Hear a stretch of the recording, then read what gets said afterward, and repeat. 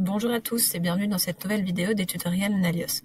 Aujourd'hui nous allons voir comment fonctionne la méthode d'extraction de stock FIFO, donc First In, First Out. Donc pour ce faire nous allons prendre un exemple d'un nouvel article qui est traqué par lot et avec des dates d'expiration. Et donc pour cet exemple, si je vais par exemple créer une mayonnaise qui sera du coup traquée par lot, hop, que je peux donc acheter auprès d'un de mes fournisseurs. Je la vendrai à 3 €.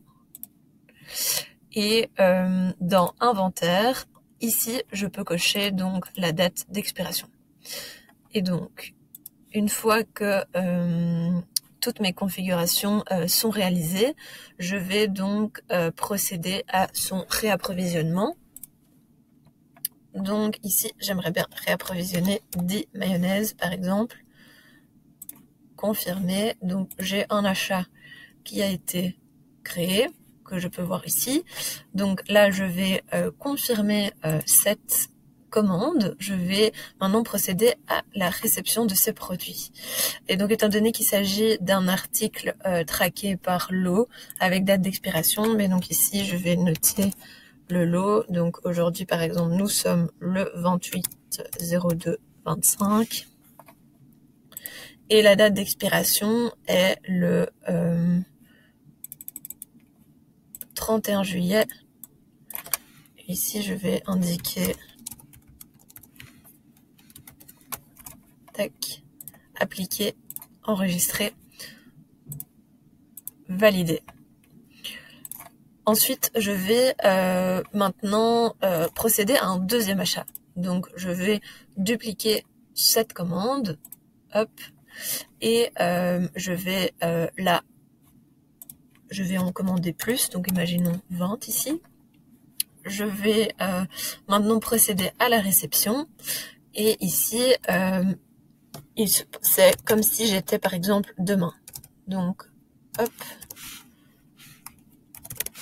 Mais j'ai reçu la même date d'expiration que j'avais reçu la veille, parce que le fournisseur m'a tout simplement livré son stock à lui. Et donc, moi, dans mon stock, j'ai décidé de l'appeler autrement, parce que c'est une autre livraison, mais la date d'expiration est la même. Et donc, maintenant, j'ai dans le stock de mon produit mayonnaise, donc j'ai deux lignes, un que j'ai reçu hier et un que j'ai reçu aujourd'hui, tous deux avec la même date d'expiration.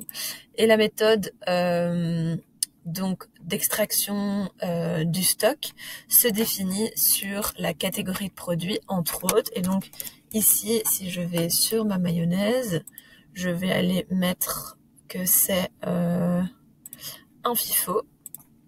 Et donc ici, je peux forcer la stratégie d'enlèvement en indiquant que son enlèvement se fait en première arrivée, première sortie.